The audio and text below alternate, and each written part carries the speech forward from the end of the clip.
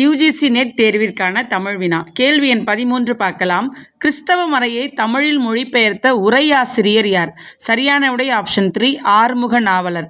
கேள்வி எண் 14 சூத்திர வகராதி என்ற வழங்கப்பெறும் நிகண்டு எது? சரியான விடை ஆப்ஷன் 4 அகராதி நிகண்டு.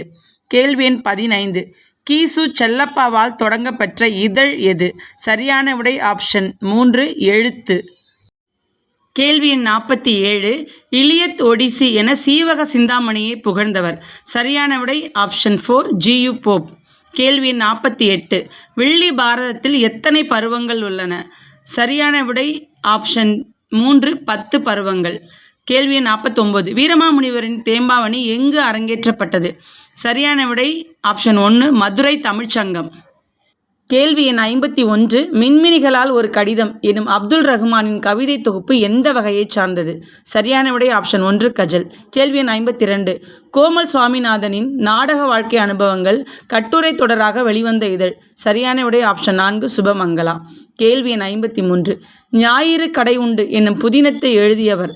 சரியான விடை ஆப்ஷன் 4 கரனூர் ஜாகிர் ராஜா. அடுத்த கேள்வி எண் 13 சாகித்ய அகாடமி பரிசு பெற்ற நாவல். சரியான விடை ஆப்ஷன் 4 விசாரணை கமிஷன். 1998ஆம் ஆண்டு இந்த நாவலுக்கு சாகித்ய அகாடமி பரிசு அளிக்கப்பட்டது. இந்த நாவலை எழுதியவர் ச கந்தசாமி அவர்கள். அடுத்த கேள்வி எண் 14 ஞானபுரத்தின் கண்கள் திறக்குமா எனும் கவிதை எழுதிய கவிஞர். சரியான விடை ஆப்ஷன் 1 சிற்பி. கேள்வி எண் 15 நாடக மேடை நினைவுகள் எனும் நூலின் ஆசிரியர். சரியான விடை ஆப்ஷன் 4 பம்பல் சம்பந்த முதலியார்.